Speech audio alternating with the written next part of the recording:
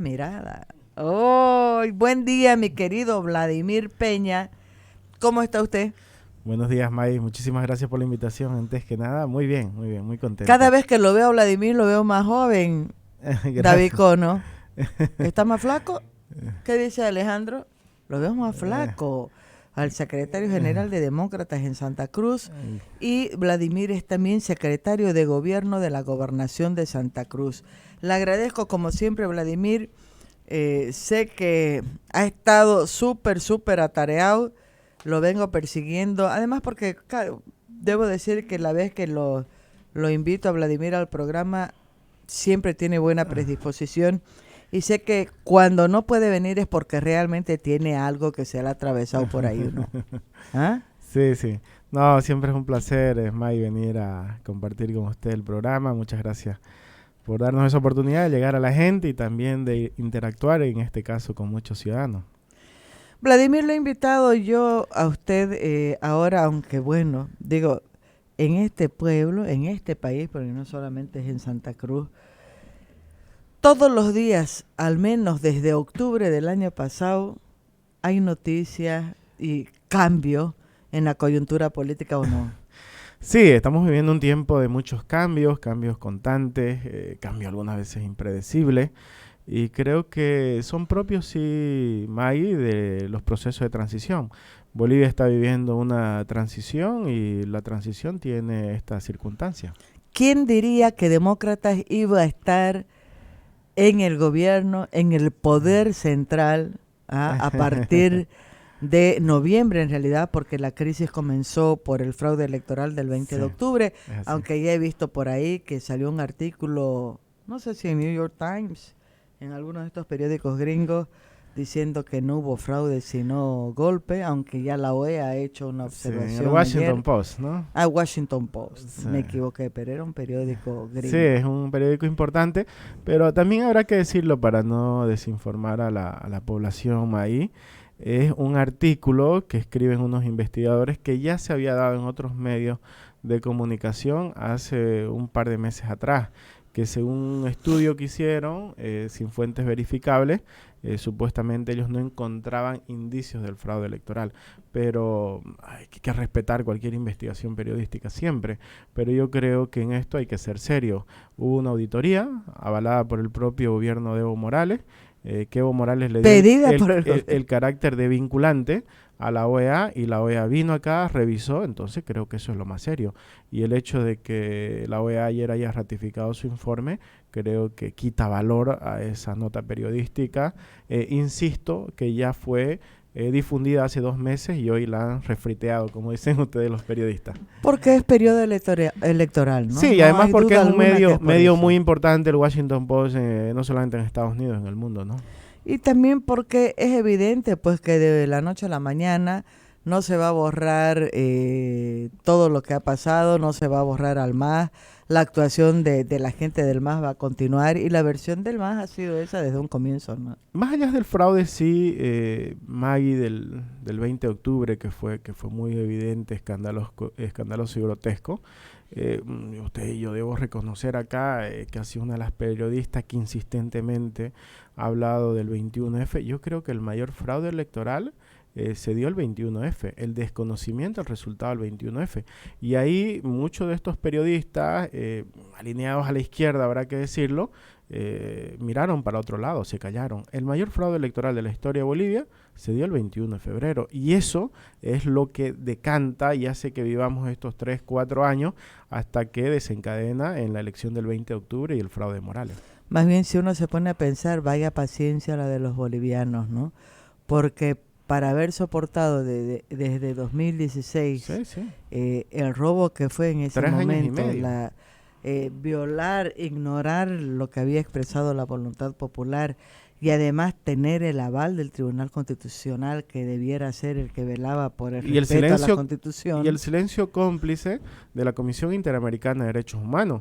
No nos olvidemos, Maggie, que nosotros no digo nuestro proyecto político, algunas veces uno tiende a siempre particularizar las cosas, con la sociedad boliviana, dentro de ellos los partidos, el nuestro también, los ex defensores de derechos humanos, otras organizaciones, presentamos demanda ante la Corte Interamericana de Derechos Humanos. Nuestra causa personal, que es la que conozco, nosotros le decíamos a la Comisión Interamericana de Derechos Humanos, que depende de la OEA, oigan, señores, si ustedes no toman una determinación, no solamente se está deteriorando la democracia en Bolivia, sino que tenemos graves riesgos de convulsión social.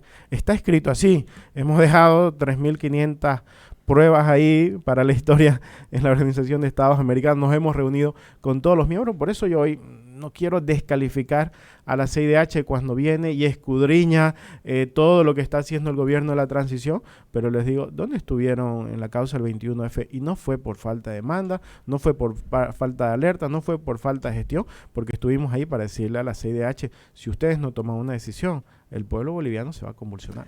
Lo más triste es eso, ¿no? Comprobar de que no ha sido por ignorancia, sino que ha sido, como diría uno, con premeditación y alevosía, más o menos. Pero bueno, son tiempos nuevos y eso es lo importante. Son tiempos nuevos, pero con una herencia y una secuela que todavía, y yo remarco, ¿no? Mucha gente cree que ya porque cayó Evo Morales, y hago cuestión de remarcar, no es solamente que presentó una carta de renuncia, sino que hizo abandono de funciones, porque hay que remarcar ellos que tanto hablan de que ha habido golpe. Evo Morales fue tan irresponsable que jugó realmente a la convulsión en ese momento. A la salida por se el va desastre del país, ¿no? Mientras alentaba la violencia, están los audios y todo, que hasta ahora no sé por qué están los audios, el peritaje confirma, por Dios que avanza lento ese proceso. Y por eso está como si no pasara nada, ¿no? Yo creo que Evo Morales se fue por cobarde, porque no resistió el embate de la ciudadanía y apostó por la salida por el desastre. Y desde afuera quiso agitar para que el país llegue a una guerra civil. Eso es lo más tenebroso de todo el actuar de Evo Morales. Ahora es evidente que trastocó por completo el panorama político todo lo que sucedió a partir de fines de octubre y los primeros días de noviembre.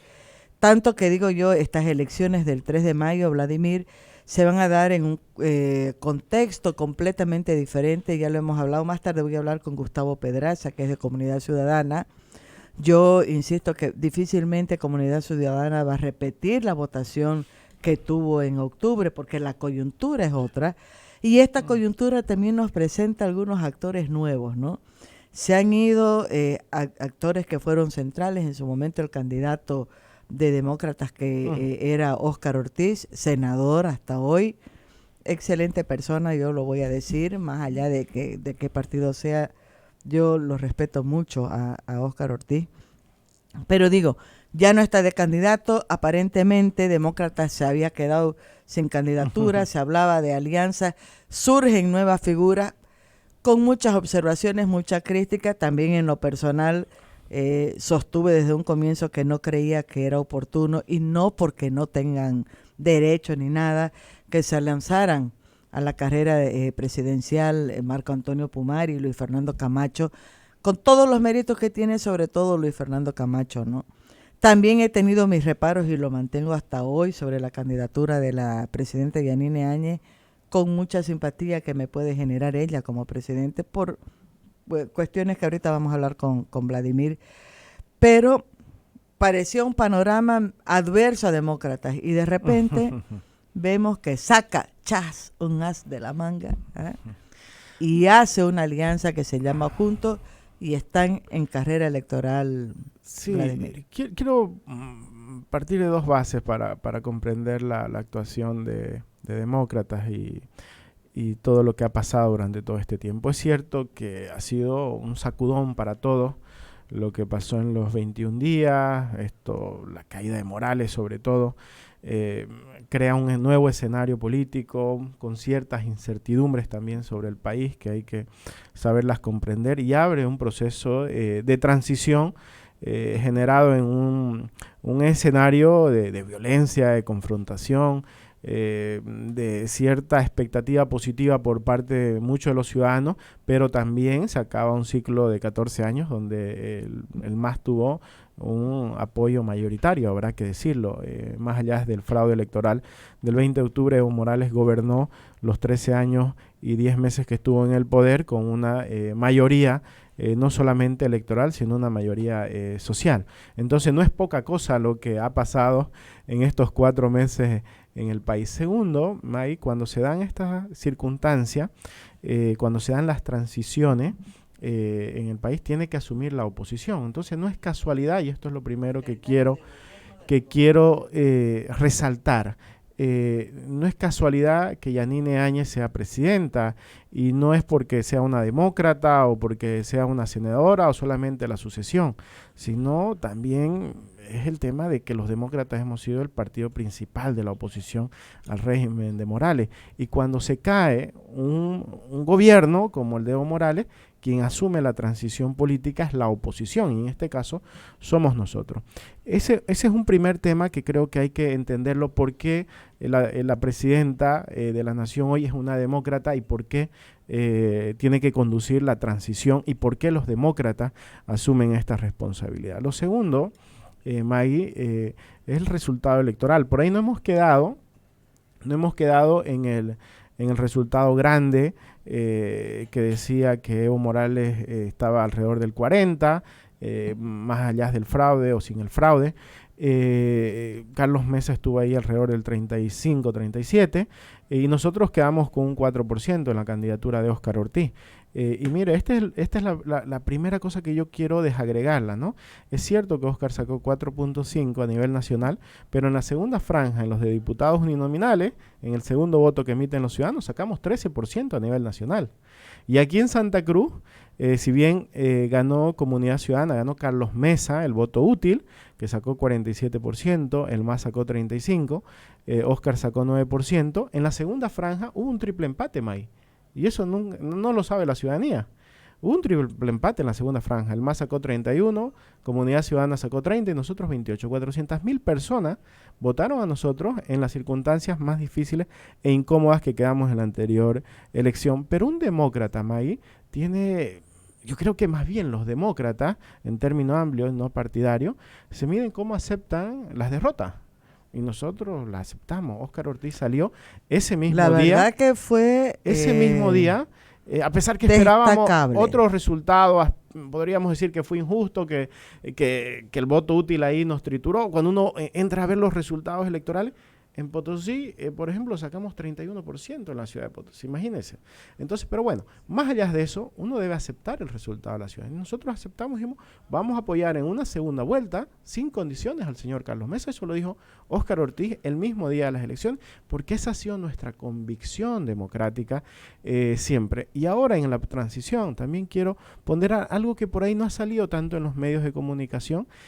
Se ve solamente las cosas grandes, pero para llegar a este momento, si uno hace una retrospectiva al 12 de noviembre, cuando asume Yanine Áñez, asume una circunstancia donde muy pocos le daban crédito de que esto vaya a resultar en algo positivo para el país. Entonces, cuando asume Yanine Áñez, más allá del coraje, la valentía, la entereza a Yanine, que le da certidumbre al país en un momento muy delicado, donde el mundo nos miraba ahí, esto es democrático, no están al margen de la Constitución, ¿no? Entonces había que dar batalla afuera, batalla interna contra el movimiento al socialismo, que agitaba para que haya en el país mayor confrontación, mayor violencia. Pero ahí también, May, algo que no se ha dicho acá, es que en el Parlamento, es cierto, apoyados por la comunidad internacional, se han logrado avances, consensos importantes para darle una normalidad democrática al país y que se puedan celebrar las elecciones. Porque ¿cuáles eran las dos cuestiones centrales de la transición? Pacificar el país, ya que los alimentos fluyan por las carreteras y lleguen a todas las familias bolivianas. Yo estuve en La Paz un par de días y la verdad, conversando con mis amigos allá, no tenían carne, Maggie. Varias semanas se pasaron. Usted no encontraba un taxi en la ciudad de La Paz en noviembre, en los primeros días. No había elementos, no había transporte, no había combustible. Era terrible porque no había combustible, porque la ciudad estaba paralizada. Entonces, y había violencia. Cuando uno andaba por la calle, era un panorama desolador.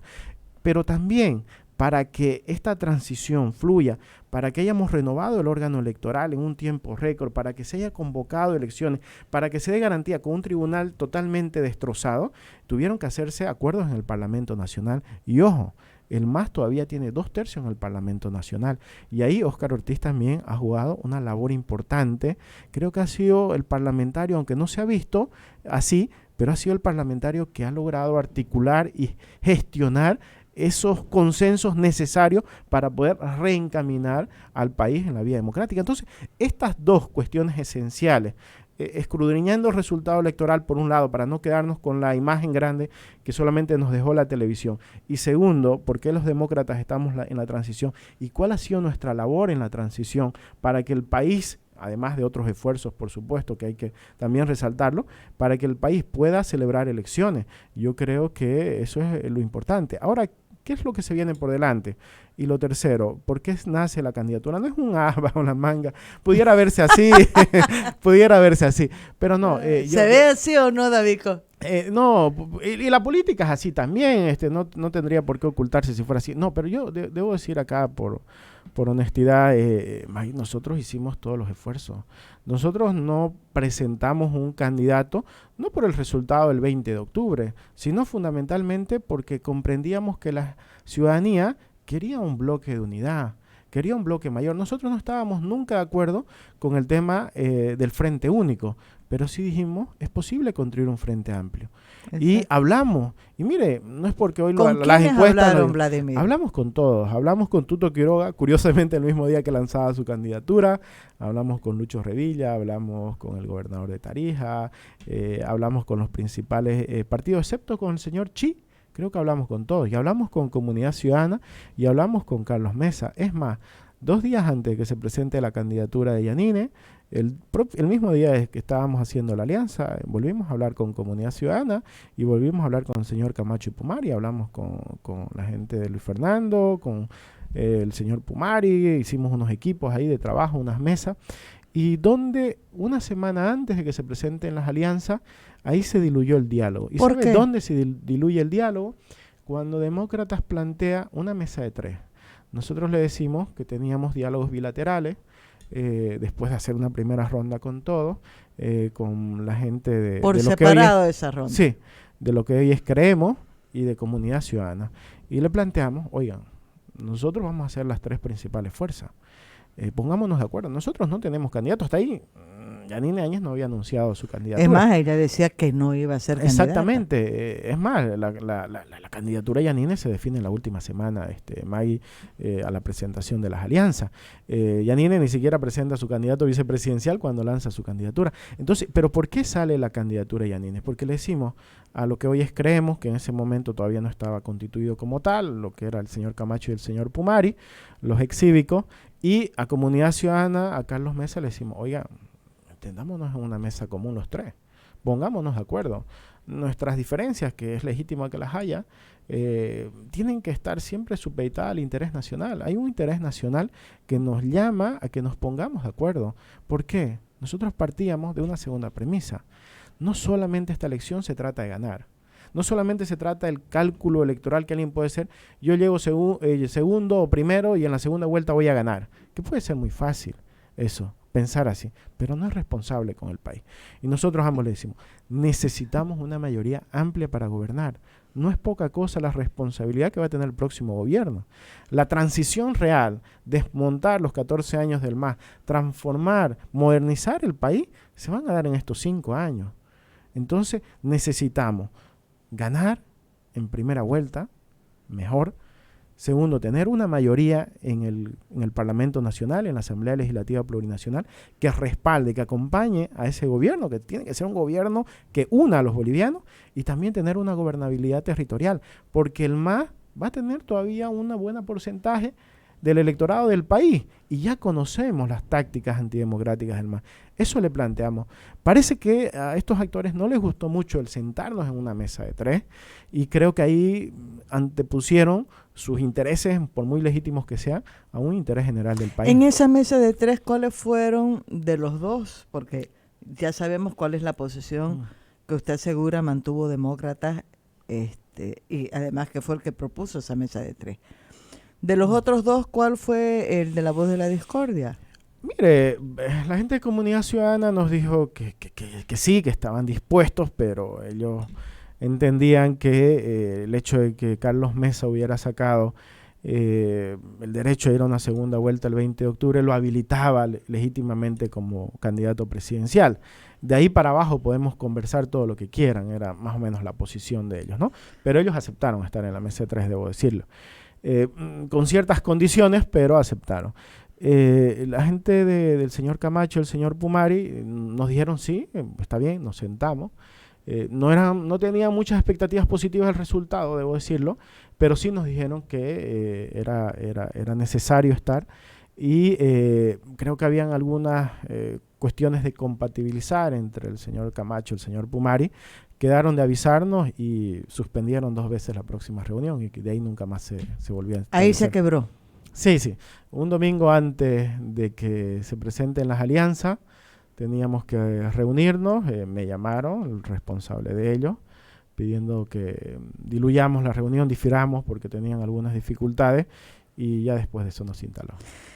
Creo que es importante esta pregunta porque además Vladimir sabe perfectamente lo que pienso, además escribo lo que pienso. Y yo la leo todos los domingos por si acaso. ¿No? Y le digo, la percepción que recojo de las charlas y todo es que el malo de la película es demócrata y además personalizado en Rubén Costas, ¿no? Otra vez Rubén, porque hay esta cuestión que no hemos resuelto en Santa Cruz entre los cruceños sobre la separación desde el tema del caso Rosa en abril de 2009. Ay, ya me iba a equivocar de fecha, Dios santo. Sí. Y claro, la percepción es que otra vez aparece como actor que genera la división o la dispersión de votos Rubén Costa con demócratas. ¿No es así entonces? Mira, si me da unos minutos es bueno que pueda explicar aquello. Y creo que más que las palabras, más en política valen las acciones. Y en política el comportamiento deja evidencia. Mire usted, lo decía, y yo también leo su columna los domingos, siempre para mí es un placer leerla. Y además repaso la prensa y tengo ahí algunos archivos. Y este tema es recurrente precisamente por esas rencillas, ¿no? Que deberían superarse, digo yo. Hay gente que va con cierta frustración a la política y no superan los resultados del pasado, ¿no? Yo he acompañado a Rubén en 3, 4 campañas y le puedo decir por eso mismo, cuando uno ve el año 2009, después del caso Rosa, nos acusaron de muchísimas cosas, ¿no? Ahí está de traición, porque esa era la palabra, de ¿no? traición y todo. Traición. Pero en política y en democracia fundamentalmente, lo que vale es lo que dicen los ciudadanos, ¿no? Y nos hicieron una guerra sucia sobre aquello, ¿no? Por la foto que había de Evo Morales y Rubén en una reunión con los prefectos y todo lo que pasó en el tema de la toma de instituciones y después del caso Rosa. Y nos decían, el pueblo cruceño lo va a castigar a Rubén. Siempre escuché eso. Ya no lo apoya la institucionalidad cruceña que lo apoyó para ser prefecto. Y lo cierto es, mire usted, Rubén sacó 47% para ser prefecto, con el apoyo de toda la institucionalidad cruceña, que siempre vamos a estar agradecidos. Pero cuando fue primer gobernador, después de la toma de instituciones, después de toda esa campaña de desprestigio, después del caso Rosa, sacó 53%. Ahí nace el proyecto político regional. ¿Ya? Sacamos 53, ganamos 15 alcaldías. Después de eso, 4 años más tarde, el 2014, Rubén pudo ser candidato a presidente. ¿Y Rubén qué dijo? Lo que hoy está reclamando la gente, la unidad. Y apoyamos a Samuel. Y lo mismo, Rubén no se podía sentar en una misma mesa con Juan del Granado por todas las cosas que habían pasado en el país. Y hay estas cosas que la política deja interesante. A mí me tocó organizar ese primer encuentro entre Juan y Rubén. Y era un poco tenso en un hotel de La Paz, me acuerdo ahí. Y ahora son amigos. Juan viene, lo visita a Rubén, se hablan por teléfono frecuentemente. Y mire usted. Por eso es que fue fácil traer a Revilla a demócrata. No lo sé, pero hay estas relaciones que también construye la política. Le comento esto porque si uno se aferra a sus posiciones, dice, bueno, algunos viven con las rencillas de siempre, pero mire usted, el 2014 apoyamos a Samuel y fue la primera vez que perdimos en Santa Cruz. con Evo Morales ganó en Santa Cruz. No superó el 50% nunca, pero nos ganó en Santa Cruz. ¿Y qué decían? Es la derrota de Rubén. Rubén ahora ya no tiene talla nacional. El liderazgo de Rubén está agotado. Hay muchos editoriales de periódicos sobre esto. Y cuando vamos 6 meses más tarde a las elecciones, ¿qué es lo que vota la gente? 60% es Rubén Costa. 60, May. O sea, Rubén se va a ir imbatible. Yo creo que la gran frustración de muchos críticos, ¿ya? Es esta. Que yo no hablo de la ciudadanía, hablo de los que promueven, porque esto es promovido, todo este tema contra Rubén, ¿no? Entonces, Rubén se va a ir imbatible. Ganó con 60%, May, 5 meses después de nuestra primera derrota con Samuel en las elecciones del 2014, cuando ganó Evo Morales, cuando Evo Morales estaba en su mejor momento, obviamente, y Rubén sacó 60%, ganó 12 de 15 provincias, May. Ganó en 47 de los 56 municipios, y aquí, en la ciudad de Santa Cruz de la Sierra, Rubén Costa, para ser gobernador reelecto el año 2015, sacó 65%, ganó en los 12 distritos de la ciudad, incluido el Plan 3000, el Plan 4000, el Distrito 12 de la ciudad, y mientras Percy sacaba 41% para ser alcalde, Rubén en la ciudad sacó 65%. Entonces, cuando uno dice, oiga, dejemos que hablen los datos, mucha gente habla a nombre de la ciudadanía, habla a nombre del pueblo, y en una democracia el pueblo habla por sí solo, y el pueblo habla por sí solo cuando va a votar y cuando va a decidir, y esto creo que es lo importante. Ahora, en el plano político, muchos hemos cuestionado, y los cruceños en particular nos hemos enfrentado, sobre el rol protagónico de Santa Cruz. ¿Cuál es ese rol protagónico de Santa Cruz? Muchas veces sentimos frustración porque creemos que nuestro poder económico de desarrollo no tiene un sustento político o no tiene un mismo equilibrio político en el país. Y Rubén, creo que en vez de estar en esa queja lastimera, dijo, hay que construir un proyecto político. Y yo he tenido aquí con gente que hoy nos critica debates enormes, que decían cuando construíamos Demócratas hace 7 años atrás, nos decían, no van a tener éxito. Es muy difícil que hacer un proyecto desde Santa Cruz. Es muy difícil que un proyecto cruceño triunfe a nivel nacional.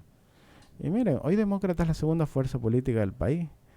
Está gobernando.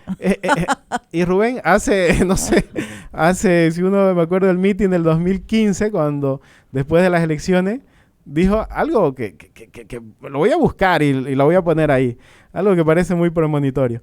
Dijo 2 cosas importantes en nuestro congreso del 2015. Dijo, 1, demócratas no han nacido para ser oposición, vamos a hacer 5 años oposición porque eso han dicho los ciudadanos, pero sépanlo bien, que demócratas nació para gobernar Bolivia.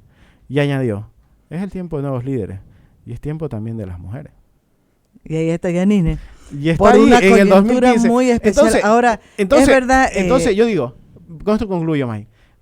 Un líder político que ya no va a ir a la gobernación, como todos sabemos, ¿va a ir a la alcaldía? Que ha ido de 47 a 53 y ya ha sido reelecto con el 60% y ya ha tenido los éxitos electorales más grandes. ¿Vladimir Rubén va a ir a la alcaldía? Entonces, ahorita vuelvo a mi tema central. Ya has construido, no me contesta Vladimir. Ya has construido el contésteme. proyecto político que hoy es parte fundamental de la transición, que genera la transición y que es la plataforma central de la candidata que tiene mayores posibilidades de gobernar este país. Creo, no se habrá equivocado mucho para hacerlo en 7 años todo aquello. No es una decisión fácil, May. Creo que Rubén es un hombre muy serio, que siempre trata de ser mesurado en sus posiciones. Rubén lo dijo clarísimo en su última campaña, no voy a ser gobernador, así se modifiquen las leyes, así pase lo que pase. No estuvo ahí como algunos calculando que Evo Morales abre el camino para meterse todos por ahí. Hizo campaña por el referéndum, por el no, salió, invertimos muchos recursos acá, construimos la plataforma Bolivia, dice no, con mucha gente ahí, con muchos ciudadanos. Y hoy en el tema de la alcaldía, sí, la ciudad necesita, May, creo necesita nuevo aire, necesita nuevas ideas, necesita un proyecto político que rediseñe la ciudad, que le dé la modernidad que necesita la ciudad de Santa Cruz, tener una visión mucho más amplia que sus propios límites municipales, pensar en la gran metrópolis de Santa Cruz. Demócratas va a presentar un proyecto para la ciudad de Santa Cruz de la Sierra. Lo que yo no le puedo decir hoy es si Rubén Costas va a liderar ese proyecto municipal, pero sí Demócratas va a tener un candidato propio en la alcaldía de Santa Cruz de la Sierra. Deduzco que está sí el nombre de Rubén en la mesa. Por supuesto que sí, Maggie, muchísimos quisiéramos que Rubén sea alcalde de la ciudad. Sé que puede hacer muchísimas grandes cosas por la ciudad, pero todavía no. Es una decisión de Rubén, porque también, Maggie, la política es así. Bueno, lo estamos viendo. ¿Quién iba a pensar que Yanine iba a estar de presidenta? ¿Quién iba a pensar que en el curso de un mes, que ni de un mes, de una semana, usted mismo ha dicho, en una semana cambió todo, surgieran estas candidaturas, por ejemplo la de Yanine, y ahorita sobre eso quiero comentar un poco más. Álvaro Yáñez Mejía dice, Rubén alcalde. José Loiga dice, Demócratas fue una falsa oposición a Morales, siempre fue un partido funcional al MAS. Cogobernó en Santa Cruz con masista. El señor Peña dice que denunciaron al MAS en la CIDH, pero lo lamentable es que se conformaban con introducir la demanda mal argumentada para lavarse las manos y no le realizaban el seguimiento para que sus socios masistas no se enfaden. Le dijo García Linera a Shirley Franco, candidata demócrata a la vicepresidencia, que los demócratas fueron y son funcionales a los masistas, por eso los juicios contra algunas autoridades no prosperarán, protegiendo al líder masista. Carla Guerra, por culpa de los demócratas ya no creen que hubo fraude en el exterior. Lenny dice, qué pena, señor Peña, que otra vez quieran quedar como los unificadores de la oposición, aduciendo que las demás agrupaciones no quisieran. Lo ha explicado Vladimir, de todas maneras, si quiere comentar algo más. Freddy Terraza, Walter Moore nos está viendo desde La Paz. Ah, qué bueno. Yanine Áñez y su gobierno de transición, a ellos el pueblo les encomendó ser garantes de nuestra constitución y de las nuevas elecciones hasta que sea juramentado el nuevo gobierno. Sin embargo, los demócratas que iban en picada prácticamente la presionaron para que se lance ese. Eso se llama oportunismo. Ahorita nos va a contar Miguel. No conocen a Yanine, no conocen a Yanine. Yo creo que sí, eso tiene que ver con otra cosa, ¿no? Uno puede menospreciar mucho a las personas, sobre todo porque es mujer. A mí me gusta más que sea mujer, que sea del Beni. Que sea del Beni me parece fantástico porque está fuera de lo que es la tradición en la política boliviana, pero mi observación no tiene que ver con el comentario de Lenny, sino otro, y se lo voy a plantear aquí a Vladimir. Primero, que es esta sensación de decir, estoy cansada, lo digo, digamos, a título personal, ¿no? Estoy cansada de escuchar a los políticos decir, no, yo nunca voy a hacer esto, no, yo no voy a hacer, y a la semana cambian de opinión según la coyuntura. O sea, eso provoca un desaliento, independiente que sea Yanine, Rubén, Percy, no. Era algo que nos molestaba muchísimo de la gente del MAS y lo hemos criticado mucho, ¿no? Eso por una parte. Segundo, que yo creo que Yanine pudo pasar a ser la historia como la presidente excepcional en un periodo histórico para Bolivia. Digo, podía haber sido segura gobernadora de Beni, eso no tengo la menor duda, y candidata en el 2025. Y no porque no tenga derecho, no porque no crea que sea capaz de hacerlo, sino porque me parece que es tan poco el periodo que había para desmantelar lo que ha montado el MAS durante tantos años, que ya estaba segura que a partir del momento que ella era presidente y candidata a la vez, no iba a gozar de todo el respaldo que gozó sí en el primer periodo, porque ya no la ven como presidenta, sino como rival en una disputa electoral. Y lo estamos viendo, ¿no? Y que estos 3 meses van a ser ya meses muy difíciles para continuar ese trabajo que comenzó a hacerse a partir de que Yanine llega a la presidencia de Bolivia. Maggie, me da la oportunidad de explicar algunas cosas que se han dicho por ahí, ¿no? Primero, desde el plano de vista constitucional y legal, Yanine tiene todo el derecho de presentarse, está habilitada por la Constitución. Yo creo que han querido algunos, en sus propios temores, tratar de hacer ver a Yanine igual que Evo Morales. Yanine no lleva 14 años al poder, nunca ha sido presidenta electa, es la primera vez que asume el poder por sucesión, tiene todo el derecho primero, la Constitución la habilita para ser presidenta de la nación. Lo segundo, sobre lo que usted me dice, yo creo que ahí hay que diferenciar dos cosas, ¿no? He visto que algunas alianzas adversarias dicen la presidenta tenía una misión, pacificar el país y generar elecciones limpias, garantizar. No, no, no. La presidenta tenía la tarea de pacificar el país y encaminar a un proceso electoral, generar las condiciones para que el país tenga elecciones limpias y transparentes y competitivas. Entonces, quien debe garantizar el proceso electoral es el órgano electoral que se ha elegido. Porque pareciera ser, criticamos a Morales y ahora le estamos exigiendo a la presidenta que también controle el órgano electoral, que controle todos los poderes. No, estamos generando cambios estructurales. Hoy, quien tiene que administrar el proceso electoral es el órgano electoral. Lo que tenía que hacer la presidenta, el Parlamento Nacional, es lo que se ha hecho. Establecer las leyes, los procedimientos, los mecanismos, elegir a las autoridades más idóneas para garantizar ese proceso electoral. Y eso también, ¿quién puede discutir que el señor Salvador Romero no sea una persona indicada para no solamente ser vocal, sino presidente del órgano electoral? Entonces, diferenciemos estas dos cosas. Ahora, ¿por qué la candidatura de Yanine y por qué es verdad que dijo ni se me ha pasado por la cabeza ser presidenta? Y es cierto, nosotros también... Sería irresponsable, incluso internamente en el partido nos dijo lo mismo, Maggie. Nos dijo lo mismo y nosotros por eso trabajamos en la alianza, una comisión partidaria, le íbamos informando permanentemente como corresponde cuando un presidente es de tu partido, de todas las acciones que íbamos dando, y ante la falta de unidad de las otras fuerzas políticas, ante la mezquindad, porque no se trata de, no se unen y yo entro, no, sino ¿quién construye un proyecto de unidad? Si no fue posible esa unidad entre las principales organizaciones políticas que había en ese momento, alguien tiene que construir la unidad. Y creo que Yanine representa eso.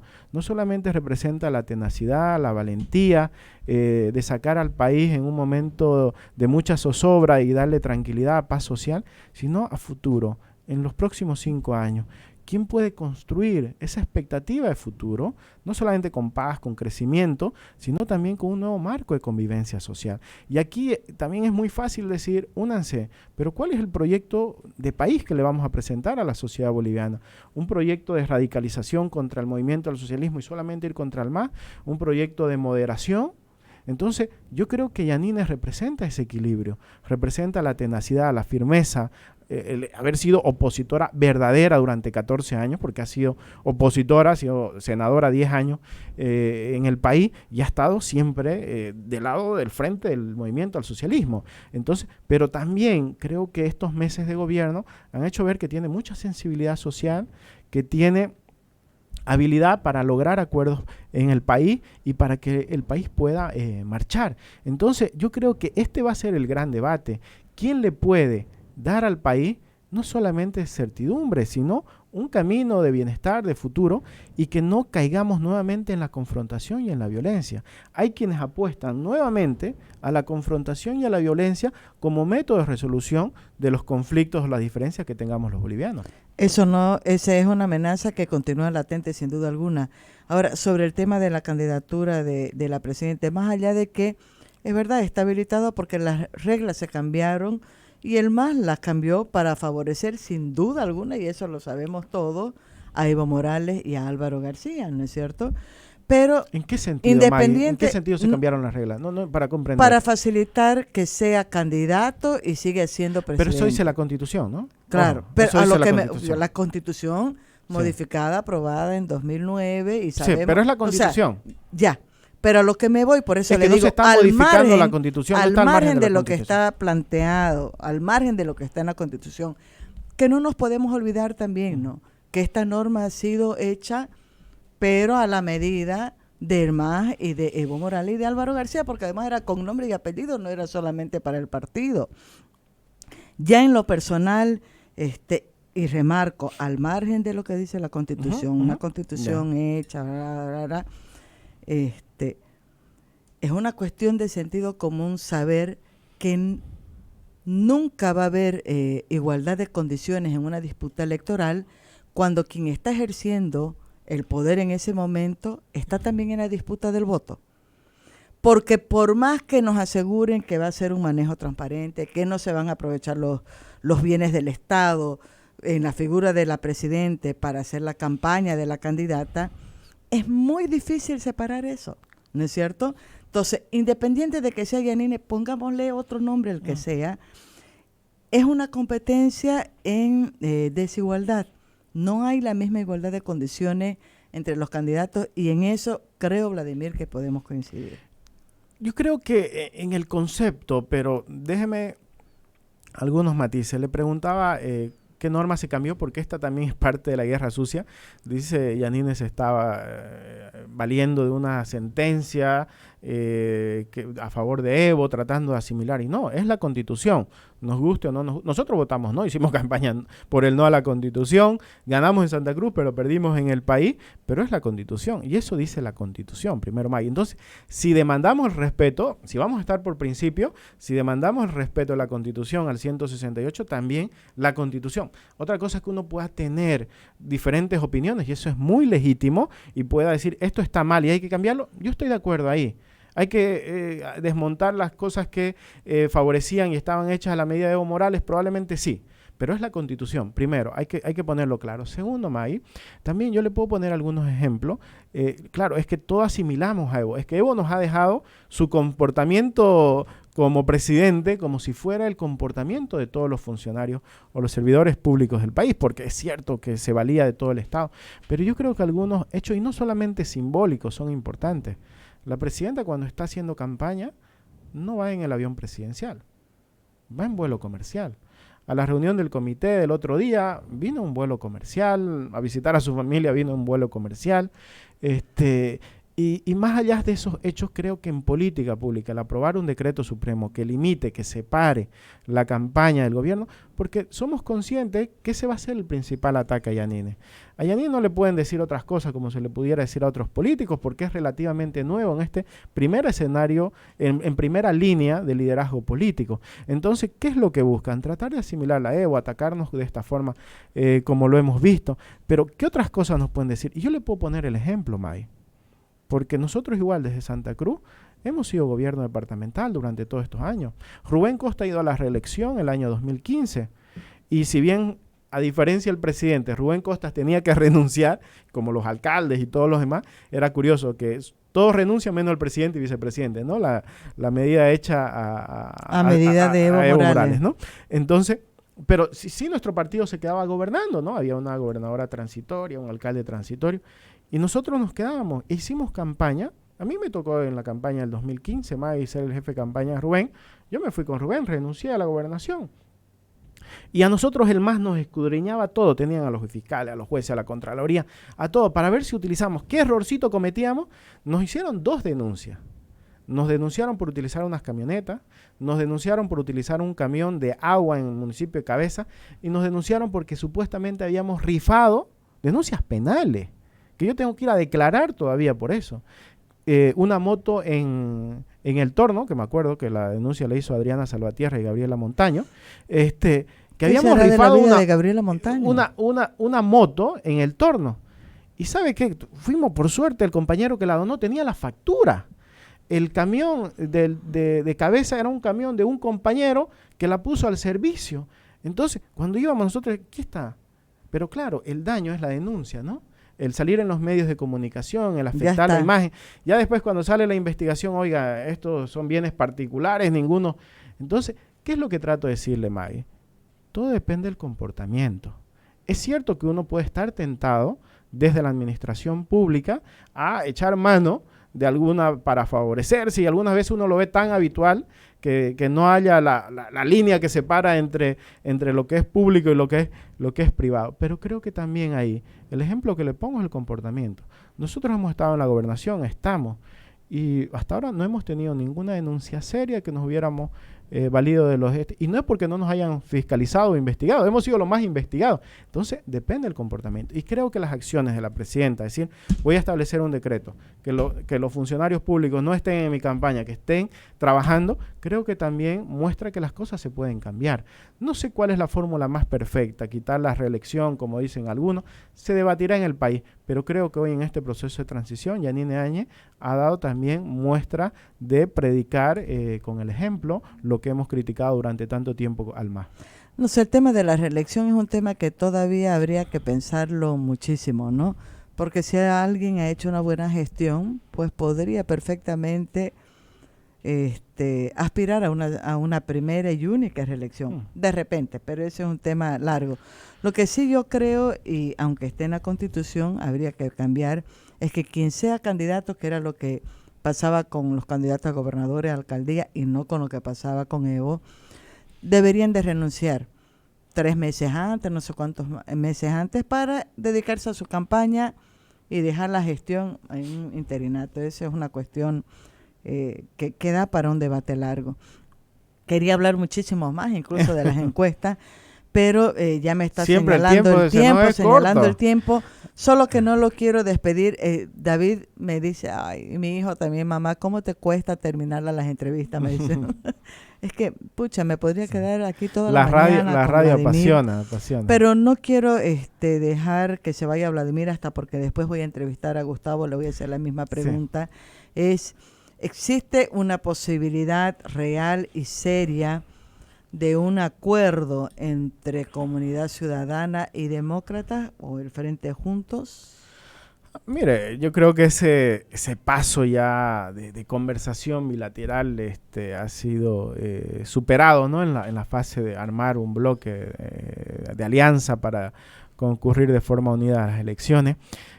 Hoy lo único que queda es que algunos se bajen para apoyar a otros, no se puede ya unificar binomios desde el punto de vista legal, ¿no? Hay una imposibilidad ahí. Tendría que renunciar uno para apoyar la... Pero más allá de las cuestiones legales y de la forma, yo creo que no hay que descartar nada, May, a estas alturas. Se ha firmado un acuerdo en el Comité Pro Santa Cruz, que el próximo 3 de abril creo que es la próxima reunión, donde ahí se tiene que evaluar.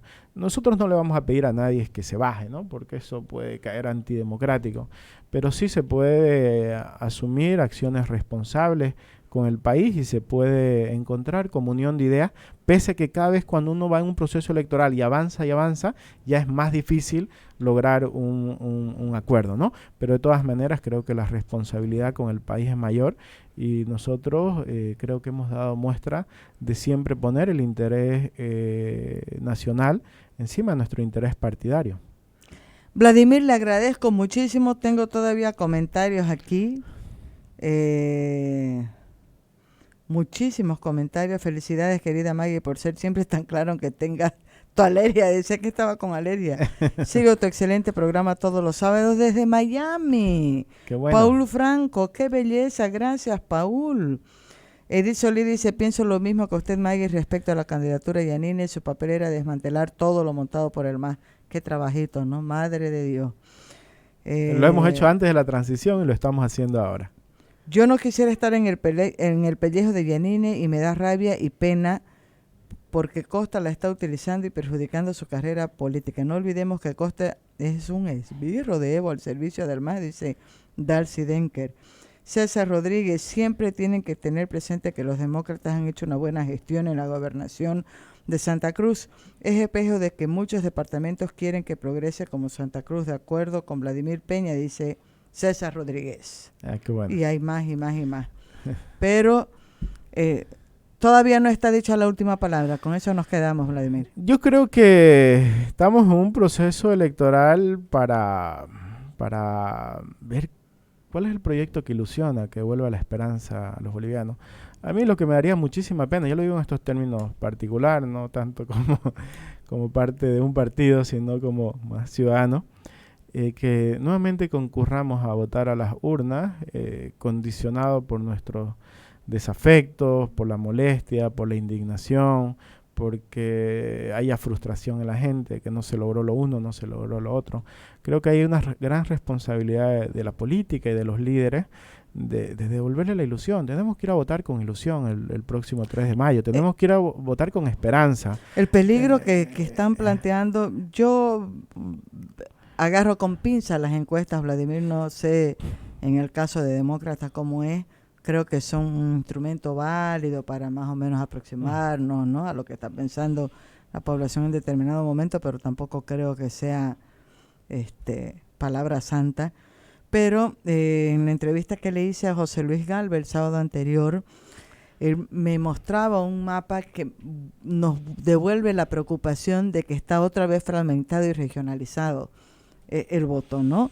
Mucha votación para el MAS en La Paz, en Cochabamba, mucha votación para Yanine y para Luis Fernando en Santa Cruz, sobre todo, pero poca votación, más o menos regular, digamos, en promedio, distribuido en todo el país.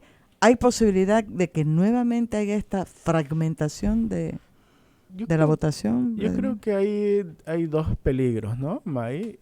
Uno es que la sociedad boliviana quede fracturada, ¿ya? Después del proceso electoral, hablo en términos de división de voto. Y segundo, porque es evidente una rearticulación del voto a favor del MAS. Yo soy muy respetuoso con los medios y con quienes hacen las encuestas. Tengo además una admiración por el profesionalismo de José Luis Galvez. No voy a poner en duda sus números ni su explicación. Pero también debo decir que lo otro es que quedemos fragmentados territorialmente, ¿no? Que una zona del país vote a un proyecto de una forma y otra zona del país vote algo contrario, ¿no? Por eso se debe construir proyectos políticos. Y por eso la política, Maggie, en esta campaña vamos a ver dos cosas fundamentales: liderazgo y organización.